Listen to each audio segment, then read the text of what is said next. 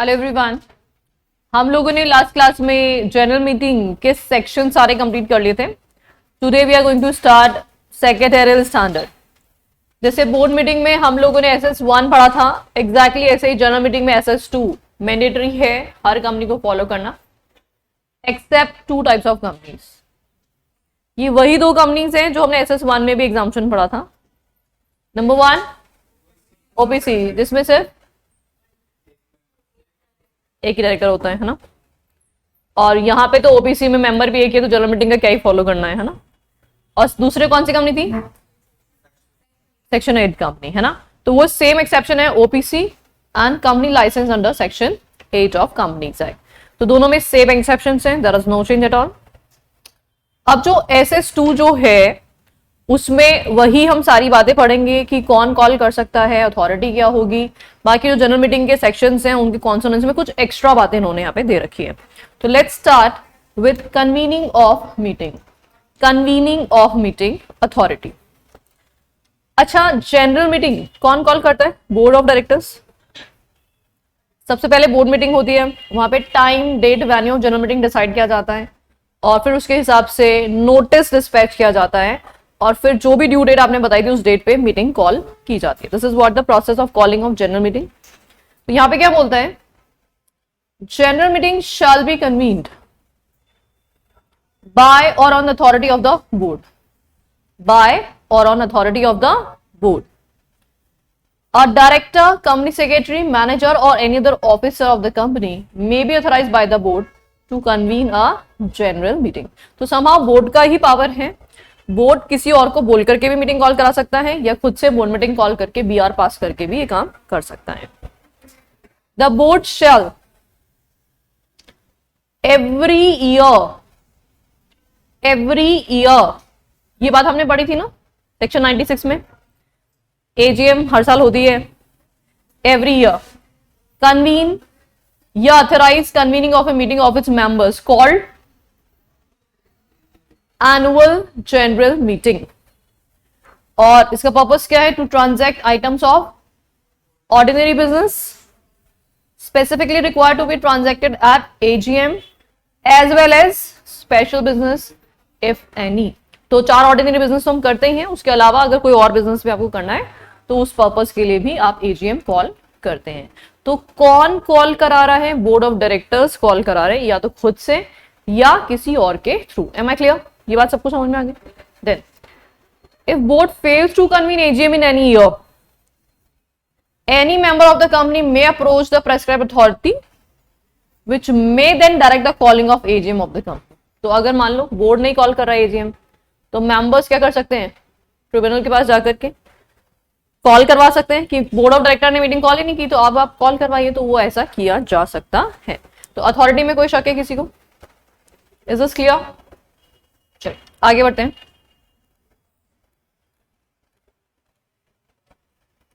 Time and venue of meeting. अच्छा, time and venue, क्या हम लोगों ने इसके बारे में एक्ट में पढ़ा था कुछ? जनरल मीटिंग का टाइम कौन सा होता है?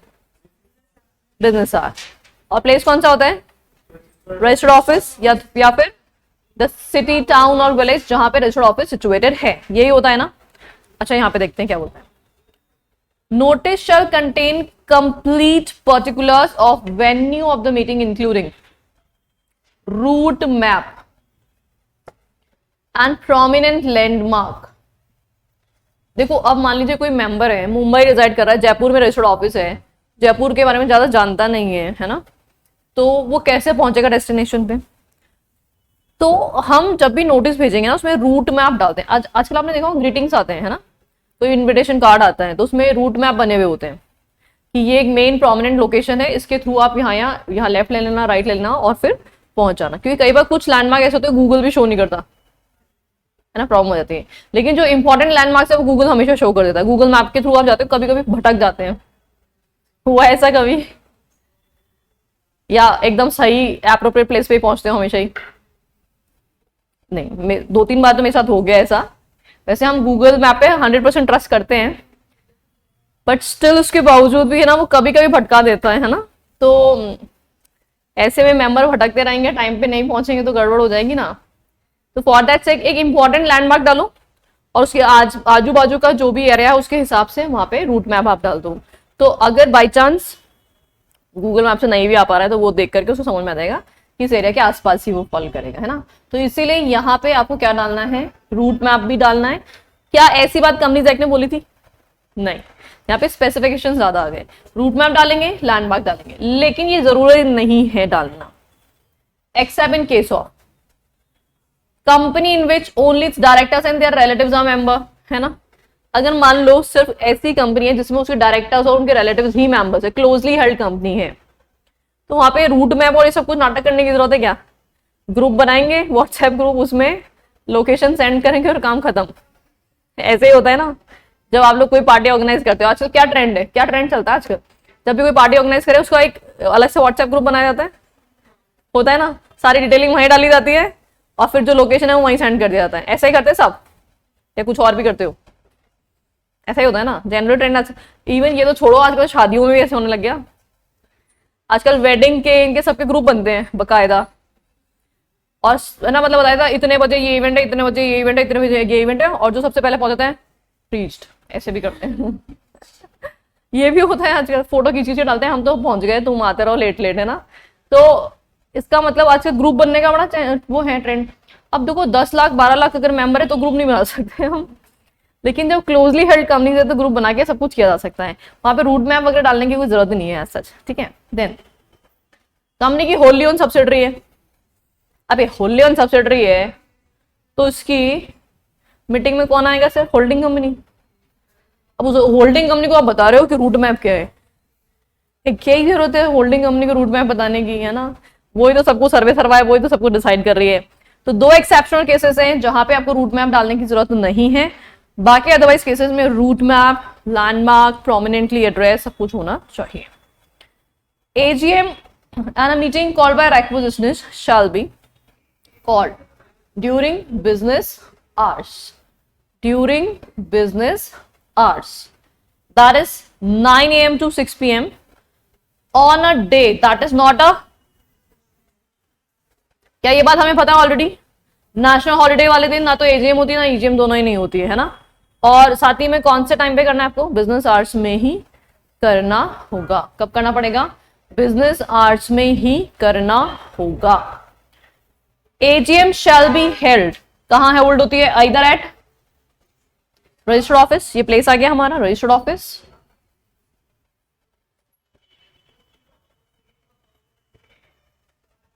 of the company or at some other place where city, town या village in which registered office of the company is situated, whereas other general meeting may be held at any place in India. Other general meeting may be held at any place in India. What it said? AGM तो कहाँ hold करना है? Registered office पे, या फिर उस city, town या village जहां पे रजिस्टर्ड ऑफिस सिचुएटेड है। AGM की बात है। लेकिन अदर जनरल मीटिंग मतलब EGM क्या वो इंडिया में किसी भी दूसरे प्लेस पे हो सकती है? अच्छा, अनलिस्टेड कंपनी की AGM क्या वो भी किसी और प्लेस पे हो सकती है? क्या अनलिस्टेड कंपनी की AGM क्या वो किसी और प्लेस पे हो सकती है? हो सकती है। कब? जब 100% कंसेंट, यूनानिमस कंसेंट आ जाती है, तो अनलिस्टेड कंपनी की AGM भी दूसरे प्लेस पे की जा सकती है, लेकिन वो भी कहाँ होती है? इंडिया में होती है ना। और EGM कॉल करनी है तो वो इंडिया में कहीं भी हो सकती है, कहीं भी। आउटसाइड इंडिया भी हो सकती है क्या? आउटसाइड इंडिया नहीं हो सकती। अच्छा, लेकिन हाँ फॉरेन सब्सिडरी है तो, हाँ फॉरेन सब्सिडरी होली ओन्ड है तो वो फॉरेन में हो सकती है, अदरवाइज तो इंडिया में ही होती है, ठीक है। चलो, टाइम एंड वेन्यू में ही meeting called by requisitionist shall be held either at the registered office of the company or at some other place within the city, town or village in which the registered office of the company is situated. In case of government company, the annual general meeting shall be held at its registered office or any place with the approval of the central government. तो government company में place कौन decide कर रहा है? Central government decide कर रही है. As may be required in that behalf, notice of company which has a share capital या articles of the company which provide for voting at a meeting by proxy shall prominently contain a statement that a member entitled to attend and vote is also entitled to appoint a proxy। क्या ये बात हम already पढ़ चुके हैं? हमें पता है प्रॉक्सी अपॉइंट करने का राइट होता है, तो नोटिस में ये बात क्लियरली मेंशन करोगे कि नहीं करोगे? ऑफ कोर्स करोगे। और where that is allowed one or more proxies to attend and vote instead of himself and that a proxy need not to be a member. ये पूरा प्रॉक्सी वाले प्रोविजन नोटिस में डालने पड़ते हैं आपको, है ना। इन case of private company, notice shall specify the entitlement of a member to appoint proxy in accordance with para unless otherwise provided in the articles। तो यहाँ पे जो मेजरली इंफॉर्मेशन है ये हम ऑलरेडी कवर कर चुके हैं, सेक्शन में भी सारी बातें, नया कुछ ऐसा स्पेसिफिक नहीं बोला है, सिर्फ कंटेंट में प्रॉक्सी फॉर्म वैसे भी जाता ही है तो उसमें सारी डिटेल डाल दी। The member entitled to attend and vote is entitled to appoint a proxy. Proxy member हो या नहीं हो हमें चलेगा, कोई प्रॉब्लम नहीं है। With in the time limit आपको प्रॉक्सी फॉर्म सबमिट करना पड़ेगा। पूरी इंटायर डिस्क्रिप्शन जो है वो आपको उसमें मेंशन करनी होगी। Is this clear? कोई परेशानी इसमें किसी को? अच्छा, सबसे पहले क्या पढ़ा? अथॉरिटी। तो who may call the general meeting? Board of director, या फिर वो किसी को ऑथराइज करते हैं, डायरेक्टर को या किसी और को, तो वो पर्सन कॉल कर सकता है। कितनी बार? एटलीस्ट साल में 1 AGM एवरी ईयर होना कंपल्सरी है टू कंडक्ट ऑर्डिनरी या फिर स्पेशल बिजनेस। ऑर्डिनरी तो करना ही है, अलॉन्ग विद स्पेशल है तो वो भी करने हैं, है ना। अच्छा, ये जो एजीएम है अगर कंपनी कॉल नहीं करती है तो क्या मेंबर्स खुद से कॉल करा सकते हैं? हाँ, करा सकते हैं। ट्रिब्यूनल को बोल करके फिर मेंबर्स बोल सकते हैं कि भैया एजीएम कॉल कराओ, किससे नहीं करा रही अपनी एजीएम, है ना। फिर उसके बाद क्या पढ़ा हमने? Number 2, time venue of general meeting. अच्छा, वेन्यू कौन सा हुआ? Registered office. और अगर अदर एजीएम है तो अदर देन एजीएम है तो इंडिया में कहीं भी, गवर्नमेंट कंपनी है तो सेंट्रल गवर्नमेंट जैसा बोले वो प्लेस, है ना, वो प्लेस पे। टाइम कौन सा है? Business hours, time business hours. और वेन्यू प्रॉपर होना चाहिए, उसमें आपने route map along with landmark, है ना, पूरा प्रोमिनेंटली रिकॉर्ड करना पड़ेगा। और क्या बात है इसमें? प्रॉक्सी अपॉइंटमेंट की बातें डालनी है नोटिस के अंदर, ये सब कुछ डिस्क्लोजर देना है। डे कौन सा होगा? Any day other than national holiday. Is this okay to everyone? चल, agenda and period of notice. अच्छा, एजेंडा देना जरूरी होता है क्या जनरल मीटिंग में? हाँ, बिल्कुल कंपलसरी है। अच्छा, एजेंडा किसके साथ आता है? नोटिस के साथ ही जाता है ना, तो उसमें सेम ही प्रोविजन है। एक्ट में जो लिखा है as it is same to same follow करना है एजेंडा के बारे में। In case of private company, the period of sending notice, including accompanying documents, shall be stated as in the act। कितने दिन है? 21 clear days notice, unless otherwise provided in the articles। तो article चाहे तो longer period mention कर सकते हैं notice का, हाँ लॉन्गर पीरियड डाल सकते हैं ना। आर्टिकल बोल सकते हैं ना 30 दिन पहले नोटिस देना पड़ेगा, तो अच्छी बात है ना। जितना प्रायर इंटीमेशन जाएगा मेंबर्स के पास उतना ज्यादा वो मेंटली रेडी हो पाएंगे ना। आज मान लो टिकट बुक करानी है किसी पर्सन को, फ्लाइट की टिकट बुक करानी है ना, तो क्या 2 दिन पहले बुक कराएगा वो? हमेशा हम प्री प्लान करते हैं ना, जितनी जल्दी बुक कराते हैं उतना सस्ता टिकट मिलता है। अगर किसी को अर्जेंटली टिकट बुक कराना है, 2 दिन पहले बुक कराना है, तो बहुत महंगा एक्सपेंसिव पड़ेगा वो टिकट। वहीं पे अगर आपने 2 महीने पहले बुक करा लिया तो सस्ता पड़ेगा। तो अगर एजीएम में मेंबर आने का प्लान करे तो जितना जल्दी उसको बताओगे उतने ज्यादा उसके लिए कन्वीनियंट रहता है। एग्जैक्टली उसके कोई कमिटमेंट्स है तो वो उस दिन के कमिटमेंट नहीं रखेगा, तो प्लानिंग जितनी पहले होगी अच्छी बात है। तो unless otherwise provided in the articles, तो आर्टिकल्स चाहे तो longer period of time mention कर सकते हैं। एनी एक्सीडेंटल ओमिशन, मतलब मैलाफाइडली नहीं हुआ है, एक्सीडेंटली हुआ है, नोटिस नहीं गया किसी मेंबर को, भूल गए, कुछ भी ऐसा रीजन हो गया, तो क्या मीटिंग की वैलिडिटी पे कोई क्वेश्चन रेज होगा? क्योंकि कौन सी मीटिंग है? General meeting. बोर्ड मीटिंग में हो जाता है ऐसा, है ना। To give notice to or the non receipt of such notice by member या other person who is entitled to such notice for any meeting shall not invalidate the proceeding of the meeting। This we have already gone through, repetition ही हो रहा है, वापस से हम पढ़ चुके हैं प्रोविजन पहले ही। A resolution shall be valid only if it is passed in respect of an item of business contained in the notice। ये स्टार मार्क कर लो, ये स्टार मार्क कर लो। बोर्ड मीटिंग में मेरी बात ध्यान से सुनना। क्या कोई एजेंडा जो नोटिस में नहीं लिखा हुआ है ऐसा कोई आइटम, क्या उस रेस्पेक्टिव एजेंडा पे भी डिस्कशन हो सकता है बोर्ड मीटिंग में? हो सकता है क्या वो रेजोल्यूशन पास किया जा सकता है? बोर्ड मीटिंग में पूछ रही हूं मैं, बोर्ड मीटिंग में एजेंडा में कोई आइटम रिकॉर्डेड नहीं है, आप उस रेस्पेक्टिव आइटम को रिकॉर्ड करना चाहते हैं, उस पे रेजोल्यूशन पास करना चाहते हैं, क्या उस रेस्पेक्टिव एजेंडा पे रेजोल्यूशन पास हो सकता है या नहीं हो सकता? This is my question. हो सकता है? किसकी कंसेंट से हो सकता है? With the consent of chairman plus majority of directors, ऐसा ही था क्या प्रोविजन? श्योर है या कुछ और था? यही था। और इंडिपेंडेंट डायरेक्टर की अप्रूवल लेनी होती है क्या? नहीं मैं जो भी बोलती हूँ हमें हाँ मिलाते जाओ। इंडिपेंडेंट डायरेक्टर इसमें नहीं चाहिए होता, किस में चाहिए होता है? किस में चाहिए होता है इंडिपेंडेंट डायरेक्टर की कंसेंट? किस में?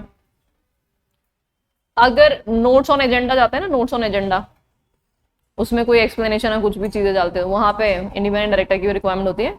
और item not included in the agenda है तो उसमें दो ही रिक्वायरमेंट थी, and that is what chairman का approval plus majority of director.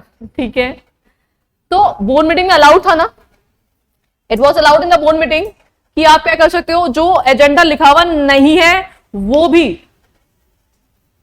Discussion में डाल सकते हो with the requisite consent. But members की मीटिंग में ऐसा बिल्कुल नहीं होता, जो एजेंडा में लिखा है वही लिखा हुआ है, उसके बाद एक भी ट्रांजिशन आप एड ऑन नहीं कर सकते। तो प्रैक्टिकल क्वेश्चन बन सकता है ना इस पे, तो इससे ध्यान रखना इस पॉइंट को। देखो क्या बोलता है, resolution shall be valid only if it is passed in respect of an item of business contain in the notice convening the meeting. इसका मतलब नोटिस में जो जो एजेंडा लिखे, 10 लिखेंगे 10 ही होंगे, 10 के अलावा 11वां भी नहीं हो सकता। या फिर specifically permitted under the act. अभी स्पेसिफिकली परमिटेड कौन से है वो सुनना। क्या आपने सेक्शन 160 के बारे में सुना है? Appointment of director other than retiring director. याद आ रहा है आपको ये सेक्शन? अगर कोई भी मेंबर अपना नाम या किसी और पर्सन का नाम, नॉन मेंबर का नाम रिकमेंड करना चाहता है to be appointed as director, तो वो ऐसा कर सकता है। या कोई नॉन मेंबर अपना नाम रिकमेंड करना चाहता है कंपनी को, तो वो अपना नाम रिकमेंड कर सकता है। उसके लिए 1 लाख रुपीज का डिमांड ड्राफ्ट जमा कराया जाता है कंपनी के अंदर। याद आ गया आपको ये प्रोविजन? याद आ गया सबको? कितने दिन पहले वो अपना नेम रिकमेंड करता है मीटिंग से? 14 दिन पहले। मीटिंग से कितने दिन पहले? 14 दिन पहले। याद आया अभी सबको? Section 160 once upon a time पढ़े थे हम लोग डायरेक्टर्स चैप्टर में, है ना? अच्छा, एक तो ये प्रोविजन हो गया। अच्छा, एक आपने सेक्शन 111 के बारे में सुना है क्या? सुना है क्या सबने? Circulation of members resolution. Circulation of members resolution. अगर मान लो मेंबर ने अपनी तरफ से कोई नया एजेंडा पुट किया है जो आपने सर्कुलेट किया है, या फिर उसने स्टेटमेंट ऑन एजेंडा दिया है तो वो आपने सर्कुलेट किया है, तो क्या वो जनरल मीटिंग में डिस्कस होगा? होगा। 115 के बारे में सुना है आपने? Special notice. यहां पे भी मेंबर्स ही तो नोटिस दे रहे हैं ना। अगर रेक्विजिट कंसेंट आती है, रेक्विजिट डिमांड आती है और वो जनरल मीटिंग में पुट करने की बात की जाती है, तो किया जाएगा कि नहीं किया जाएगा? डायरेक्टर रिमूवल के लिए स्पेशल नोटिस आ गया, तो क्या ये एजेंडा जनरल मीटिंग में पुट होगा कि नहीं होगा? इवन दो एजेंडा में लिखा हुआ नहीं है, बट स्टिल रेजोल्यूशन प्रपोज होगा। तो 3 एक्सेप्शनल केसेस हैं। 3 कौन कौन से 3 एक्सेप्शन केस हुए? 160 appointment of director other than retiring director, 111 circulation of members resolution, and 115 that is what? Special notice. Special. क्या मेरी बात सबके दिमाग में जा रही है? सबको अच्छे समझ में आ रही है? श्योर है? लाइव वाले बच्चों को समझ में आ रहा है क्या ये point? Yes ma'am. Okay, good है। तो ये तीनों सेक्शन हम ऑलरेडी गो थ्रू कर चुके हैं। इन तीनों में मेंबर्स ने बोला था कंपनी को, तो उनका राइट बनता है। तो एजेंडा के अलावा ट्रांजेक्शन पर डिस्कशन हो रहे हैं स्पेसिफिकली परमिटेड में। Item specifically permitted under the act which may be taken up for consideration are: number 1, propose resolution the notice of which has been given by the member. ये कौन सा section हुआ? 111 resolution requiring special notice, ये कौन सा हुआ? Candidate for directorship 160 where special notice is required of any resolution and notice of intention to move such resolution is received by the company from the prescribed number of members, such item of business shall be placed for consideration at the meeting after giving notice of resolution to the member in the manner prescribed under the act. Special notice मिल गया। अब company क्या करेगी? उसको members को circulate करती है 7 दिन पहले, एंड देन इस रेस्पेक्टिव प्रपोजल को हम मीटिंग के अंदर पुट कर लेंगे। तो अब हमारे दिमाग में एक बात एकदम क्लियर हो जानी चाहिए कि जनरल मीटिंग में 2 टाइप के ट्रांजेक्शन डिस्कस किए जा सकते हैं। Number 1 recorded in the agenda and number 2 specifically permitted.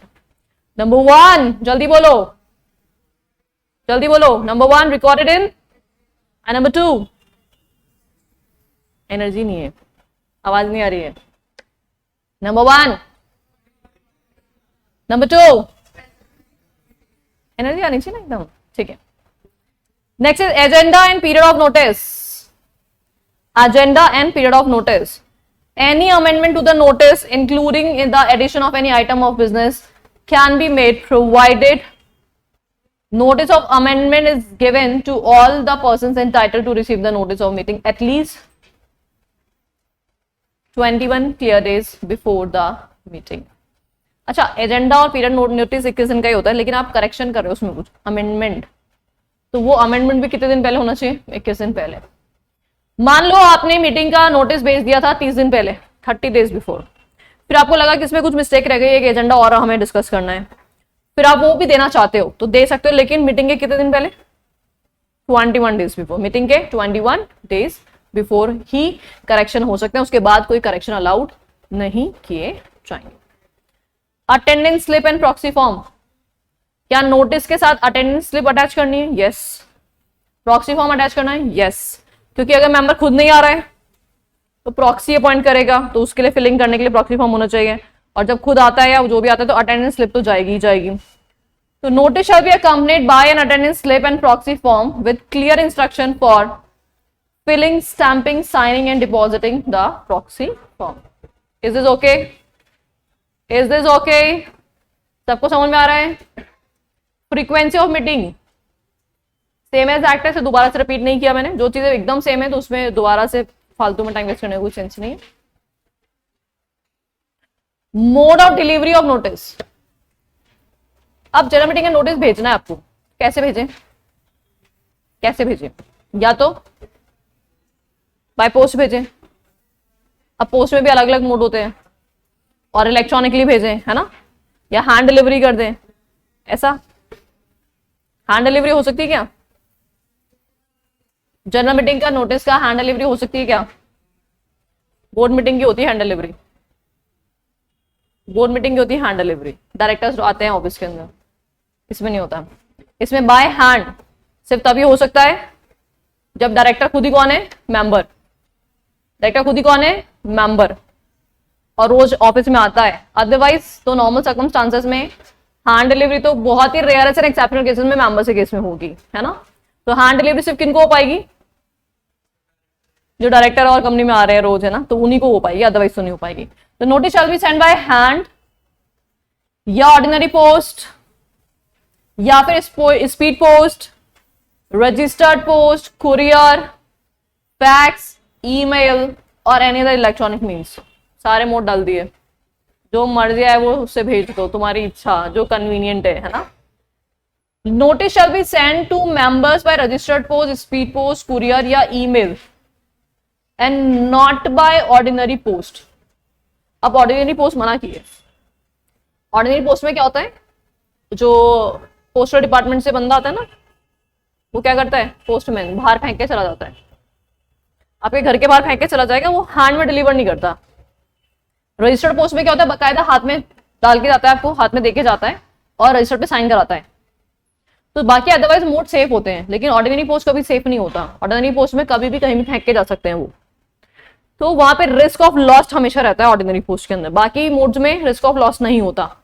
तो क्या बोलता है ये कि अगर आप ई वोटिंग की फैसिलिटी दे रहे हैं या पोस्टल बैलेट करवा रहे हो, तो ऑर्डिनरी पोस्ट मत भेजना। क्यों? उससे वोटिंग राइट एक्सरसाइज नहीं हो पाएंगे उस मेंबर के, लफड़ा हो जाएगा बहुत भयंकर। तो अगर आप ई वोटिंग फैसिलिटी दे रहे हैं या पोस्टल बैलेट दे रहे हैं तो ऑर्डिनरी पोस्ट नहीं भेजेंगे। अदरवाइज नॉर्मल एजीएम है तो ऑर्डिनरी पोस्ट से नोटिस सेंड किया जा सकता है। Am I clear? समझ में आ गई सबको ये बात? नॉर्मल सर्कमस्टांसेस में कोई भी मोड यूज करो, लेकिन 2 केसेस में ऑर्डिनरी पोस्ट यूज मत करना। कौन से 2 cases? Number 1 e voting and number 2 is sure. ठीक है। If a particular mode of delivery is specified by the member, notice shall be send by the mode eight expense of the member. अगर member भाई साहब बोलता है मुझे तो ना स्पीड पोस्ट से भेजो, तो स्पीड पोस्ट में खर्चा ज्यादा आता है, एक्सपेंसेस ज्यादा लगते हैं, तो क्या कंपनी वो एक्सपेंसेस मेंबर से चार्ज कर सकती है? ऑब्वियसली आप ज्यादा खर्चा कंपनी का लगवाओगे तो कंपनी चार्ज कर सकती है आपको। As may be prescribe by the company. Notice shall be sent to member by registered post, speed post, email if the meeting is called by requisitionists themselves, where the board had not proceeded to call the meeting. आपको याद है section 100? Board ने meeting call नहीं की तो कौन call कर सकता है? requisitionists themselves। तो वहां पे कौन सा मोड यूज करना है? Registered post, speed post, email. क्या यहाँ पे ऑर्डिनरी पोस्ट यूज हुआ है? क्या यहाँ पे भी ऑर्डिनरी पोस्ट यूज नहीं हुआ है ना?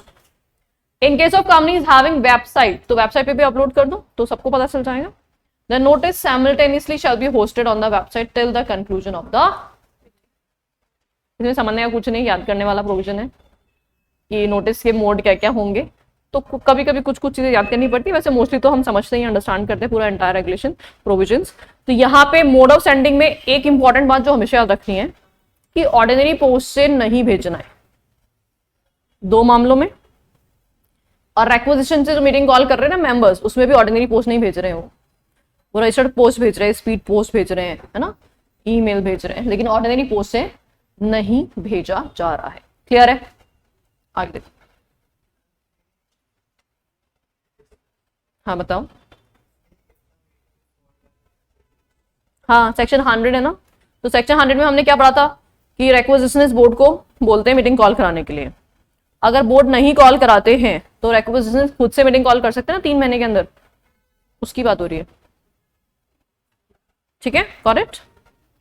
Now next is quorum. अच्छा एक बात बताओ, कोरम कितना कितना रिक्वायर्ड है? जल्दी से बताओ फटाफट। पब्लिक कंपनी में अगर मेंबर्स अप टू 1000 है तो 5, 1001 से 5000 है तो 15, और 5000 से अबव है तो, और प्राइवेट कंपनी के केस में अच्छा कोरम कब प्रेजेंट होना चाहिए? कंपनीज एक्ट के हिसाब से तो कमेंसमेंट पे, है ना, लेकिन सेक्रेटरी स्टैंडर्ड बोलते हैं थ्रू आउट द मीटिंग होना चाहिए। सेक्रेटरी स्टैंडर्ड क्या बोलता है? Throughout the meeting. तो देखिए quorum shall be present not only at the commencement of the meeting but also while transacting business.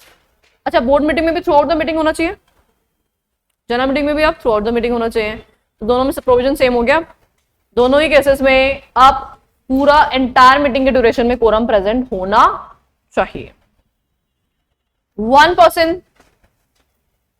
can be authorized representative of more than 1 body corporate। अच्छा इस पे एक practical question सुनना ध्यान से, इस लैंग्वेज को रीड करूं उससे पहले मैं क्वेश्चन पूछती हूं आपसे। अच्छा एक पर्सन है मिस्टर ए, और इसको रिप्रेजेंटेटिव अपॉइंट किया। रिप्रेजेंटेटिव जानते हो क्या आप लोग? बॉडी कॉर्पोरेट का रिप्रेजेंटेटिव है ये, है ना। Which section? 11 113 113 112 किसका था? Representative of president and governor, and 113 किसका? Representative of body corporate. अच्छा आप रिप्रेजेंटेटिव है ये of X limited, Y limited and Z limited, हो सकता है, डेफिनेटली हो सकता है। अब ये 3 कंपनी का रिप्रेजेंटेटिव है, और कंपनी जो है वो है पी लिमिटेड जिसकी हो रही है एजीएम। इस एजीएम में एक तो मिस्टर ए प्रेजेंट था, मिस्टर ए, ठीक है, ये रिप्रेजेंटेटिव है 3 कंपनीज का। उसके अलावा मिस्टर बी प्रेजेंट था और मिस्टर सी प्रेजेंट था, ठीक है। क्या यहां पे वैलिड कोरम प्रेजेंट है या नहीं? This is the question, whether valid quorum is present or not। ये पी लिमिटेड है, इट्स अ पब्लिक कंपनी, इसमें मेंबर्स अप टू 1000 है। तो यहाँ पे 5 जो है वो रेक्विजिट कोरम की रिक्वायरमेंट थी 5 की। तो माय क्वेश्चन इज दिस कि क्या इस रेस्पेक्टिव केस में कोरम प्रेजेंट है या नहीं है? है है है है है है सब लोग है बोल रहे हैं, यूनानिमसली सबका आंसर यही है। लाइव में भी सबका यही है, कुछ और बोलना चाहते हो वो फटाफट से बोलते, कुछ और बोल रहे हो तो बाद में मत बोलना हम कुछ और बोल रहे थे।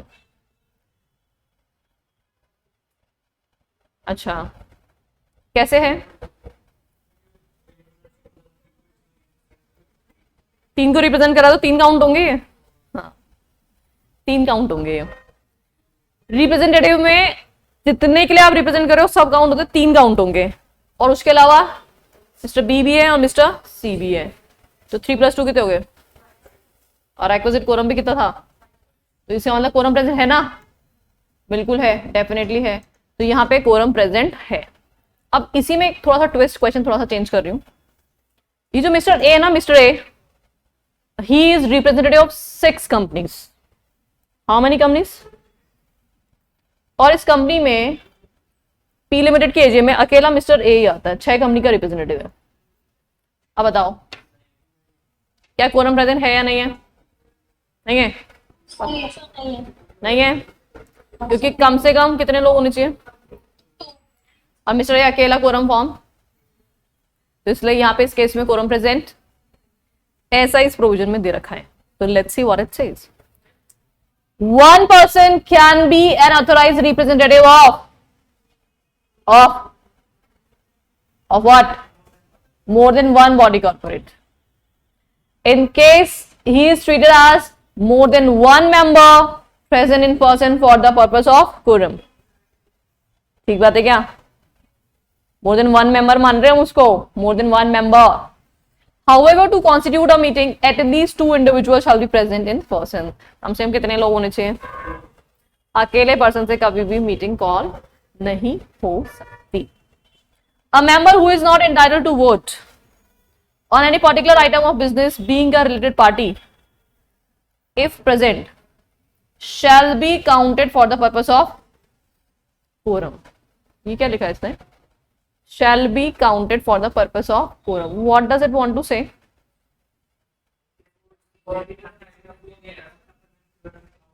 कोरम में काउंट होगा, वोटिंग नहीं करेगा लेकिन कोरम में काउंट होगा। अच्छा जनरल मीटिंग के कोरम में इन्होंने 5, 15, 30 की लिमिट बोली, उसमें कहीं बोला क्या एक्सक्लूडिंग इंटरेस्टेड मेंबर? ऐसा कहीं बोला था क्या? नहीं, डेफिनेटली नॉट। इसका मतलब जनरल मीटिंग के जब कोरम काउंट होते हैं ना, उस वक्त इंटरेस्टेड नॉन इंटरेस्टेड नहीं देखा जाता, ठीक है? सिर्फ वोटिंग के वक्त ही इंटरेस्टेड नॉन इंटरेस्टेड देखा जाता है। सिर्फ कहां देखा जाता है? वोटिंग के वक्त। Interested member entitled to vote होते हैं क्या? नहीं। जिसका भी इंटरेस्ट है मेंबर का तो उसको वोटिंग से तो एक्सक्लूड करते हैं हम, लेकिन कोरम में काउंट किए जाएंगे, कोरम में काउंट किए जाएंगे। लेकिन बोर्ड मीटिंग में ऐसा नहीं होता। बोर्ड मीटिंग में दोनों से एक्सक्लूजन होता है, कोरम से भी एक्सक्लूजन होता है तो वोटिंग से भी एक्सक्लूजन होता है। दोनों से एक्सक्लूजन होता है कि नहीं होता? कोरम से भी एक्सक्लूजन होता है। और the auditor, secretary auditor, unless examined bye the company shall either by themselves or through their authorized representative attend the general meeting of the company and shall have the right to be heard at such meeting on that part of the business which concerns them as auditor. Are you aware कि हम लोग general meeting का notice auditors को भी भेजते हैं? इसलिए तो भेजते हैं ना कि ऑडिटर्स आओ, क्वालिफिकेशन निकाल लो, हमारी बुराइयां करो, और फिर डायरेक्टर्स ने जो जवाब दिए हैं उसके ऊपर वापस से बाउंसर मारो, है ना? तो ये जिम्मेदारी है उनकी, ड्यूटी है उनकी, फुलफिल करेंगे। तो यहाँ पे सेक्रेटरी ऑडिटर एंड ऑडिटर्स क्या होंगे? या तो खुद से या अपने रिप्रेजेंटेटिव के थ्रू एजीएम को अटेंड करेंगे, और साथ ही में उनका राइट टू बी हर्ड होगा। डेफिनेटली बोर्ड ऑफ डायरेक्टर उनको सुनने से मना नहीं कर सकते। वो नहीं बोल सकते नहीं नहीं नहीं ऑडिटर तुम कुछ नहीं बोलोगे, कुछ नहीं बोलोगे, चुपचाप बैठे रहोगे, ऐसे नहीं बोल सकते।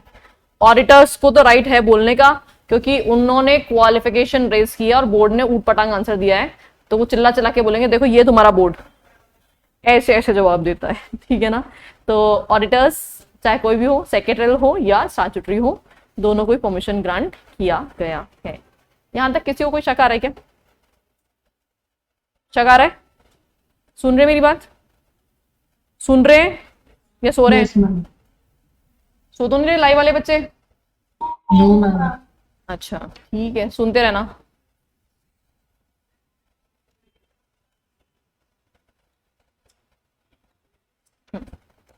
Next is chairman. अच्छा, कंपनी में चेयरमैन के प्रोविजन पढ़े थे क्या अपन ने? सेक्शन हाँ 104 कैसे अपॉइंट करते? By show of hand, unless poll is demanded. और पोल डिमांड हो गया तो पोल कंडक्ट करते हैं, और वो भी इमीडिएटली, फोर्थविथ पोल कंडक्ट करना पड़ता है ना। अच्छा, अभी पोल कंडक्ट करोगे, पोल कंडक्ट करोगे और नया चेयरमैन अपॉइंट हो गया तो पुराने चेयरमैन को टाटा बाय बाय, और नया चेयरमैन कंटिन्यू कर लेगा रिमेनिंग मीटिंग के लिए। आ गया याद? अब देखो एसएस क्या बोलते हैं। The chairman of the board shall take the chair and conduct the meeting. In general company अपने आर्टिकल्स के थ्रू जो कंपनी का चेयरमैन है, बोर्ड का चेयरमैन, उसी को क्या बना देती है? जनरल मीटिंग का चेयरमैन बना देती है। तो वहां पे इलेक्शन की जरूरत नहीं पड़ती है ना। If chairman is not present within in how many time? 15 minutes. How many time? अच्छा, बोर्ड मीटिंग में कितना टाइम था? 5 मिनट। यहाँ पे थोड़ा आसान है, 15 मिनट का टाइम है, वहां पे 5 मिनट का टाइम है। 5 मिनट में चेयरमैन नहीं पहुंचा तो नया चेयरमैन इलेक्ट हो रहा था। यहाँ पे 15 मिनट है।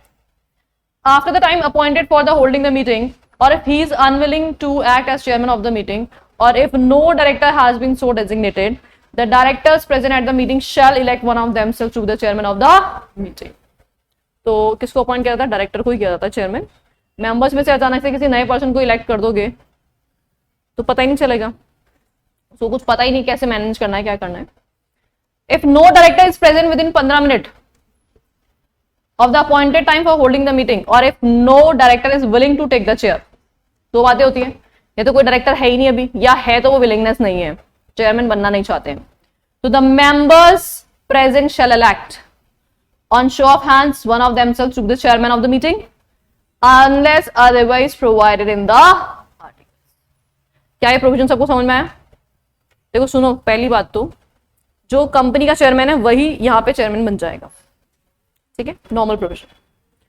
लेकिन अगर हम मान लो बाय चांस कंपनी का चेयरमैन अनविलिंगनेस शो कर दे या वो मीटिंग में आए नहीं 15 मिनट तक, तो फिर क्या करना पड़ेगा?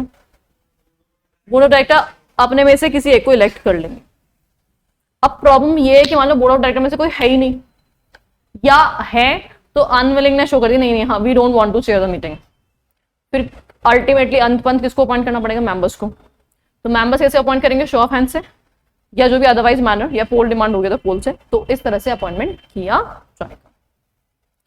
If poll is demanded on election of chairman, it shall be taken forthwith in accordance with the provision of the act. In case of private company, appointment of chairman shall be in accordance with this para unless otherwise provided in the articles. देखो articles को supreme बनाया रखा है private company में, articles में जैसा provision है उसके हिसाब से ही सारे काम किए जाएंगे। Is this okay? यस। अगर आर्टिकल में नहीं लिखा हो तो मेंबर चेयरमैन बन सकता है। अगर आर्टिकल साइलेंट है ना तो फिर ये जो सेक्रेटरी स्टैंडर्ड दे रखा है वो फॉलो कर लेना, और अगर आर्टिकल्स में कोई स्पेसिफिकली बात दे रखी तो वो फॉलो कर लेना, ठीक है? तो मेंबर बन सकता है ना? हाँ, मेंबर्स तो बन ही सकते हैं, कोई परेशानी है ही नहीं, है ना? हाँ ठीक है। वोटिंग, वोटिंग सेम प्रोविजन है, सेम एज एक्ट। कौन कौन से टाइप के वोट होते हैं? कौन कौन से होते हैं? शो ऑफ हैंड, पोल, है ना, सारे वोटिंग के मैनर, ई वोटिंग, है ना? अच्छा, और रेजोल्यूशन कौन कौन से टाइप के होते हैं? ऑर्डिनरी एंड स्पेशल रेजोल्यूशन, है ना? Member who is related party is not entitled to vote on any resolution relating to the approval of any contract या arrangement in which such member is a related party. मतलब ये member कौन हो गया? Interested. ये member कौन हो गए? अच्छा, इंटरेस्टेड मेंबर वोटिंग में पार्टिसिपेट कर सकता है क्या? बिल्कुल नहीं कर सकता, बिल्कुल भी नहीं कर सकता। कौन कौन से मेंबर्स को हटाते हैं? जो एब्सेंट होते हैं, जो एब्सटेंट होते हैं और जो इंटरेस्टेड होते हैं, तीनों टाइप के मेंबर्स को वोटिंग से हटा देते हैं, उनको काउंट ही नहीं करते हैं, है ना? प्राइवेट कंपनी है तो member who is related party is entitled to vote on such resolution A member who is related party is entitled to vote on a resolution pertaining to approval of such contract या arrangement to be entered into. अच्छा, private company में restriction applicable नहीं है, और कौन से cases में applicable नहीं है? Government company with other government company, government company का दूसरी गवर्नमेंट कंपनी के साथ कोई रिलेटेड पार्टी ट्रांजेक्शन है, वहां पे चलेगा, वहां पे अलाउड है। कौन सा ट्रांजेक्शन? Government to government. दूसरा case, unlisted government company with the prior approval of competent authority other than those contract या arrangement referred in clause A.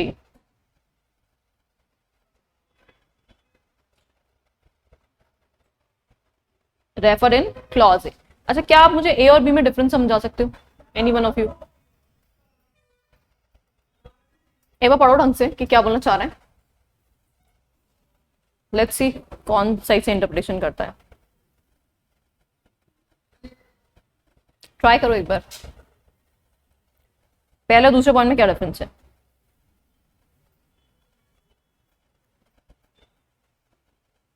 पहले और दूसरे पॉइंट में क्या डिफरेंस है?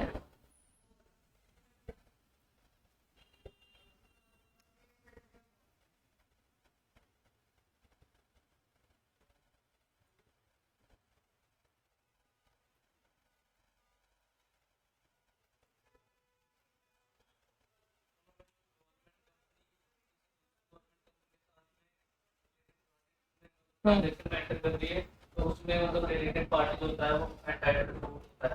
उसके बाद क्या है, कॉम्पिटेंट अथॉरिटी से अगर हम अप्रूवल ले कर रहे हैं तो कर पाएंगे। तो वो क्या गवर्नमेंट टू गवर्नमेंट हो रहा है या किसी और के साथ हो रहा है? बिल्कुल सही बात है। तो यहाँ पे प्रोविजन क्या है? Interested member may participate in related party transaction. कौन से दो केसेस में? देखो, प्राइवेट कंपनी को तो एग्जाम कर ही दिया, उसके अलावा जो ए है ना, ए वो किसके बीच में? गवर्नमेंट टू गवर्नमेंट के बीच में। अगर एक गवर्नमेंट कंपनी दूसरे गवर्नमेंट कंपनी के साथ ट्रांजेक्शन एंटर कर रही है और वहां पे कुछ मेंबर्स का इंटरेस्ट है, वो रिलेटेड पार्टीज हैं, तो इन दैट केस वहां पे वो वोटिंग पार्टिसिपेट कर पाएंगी, कोई प्रॉब्लम नहीं है। ये ए क्लॉज बोलता है। और जो बी क्लॉज बोलते हैं ना, वो क्या बोलता है कि गवर्नमेंट कंपनी कौन सी है? अनलिस्टेड है,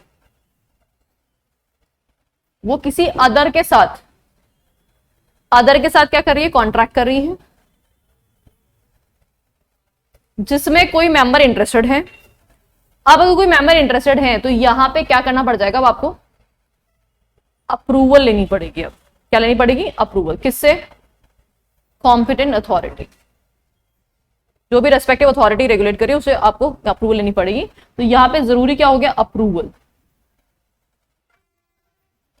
बिना अप्रूवल के अब यहां पे वोटिंग पार्टिसिपेशन नहीं हो सकता। अगर आप अप्रूवल ले आते कॉम्पिटेंट अथॉरिटी से तो आप वोट पार्टिसिपेट कर पाएंगे even though you are interested. लेकिन पहले केस में कोई अप्रूवल की जरूरत नहीं थी, वहां पे डायरेक्ट ट्रांजेक्शन किसके बीच में था? गवर्नमेंट टू गवर्नमेंट के बीच में था। क्या ये बात अभी सबको समझ आ गई है? श्योर है क्या? यस।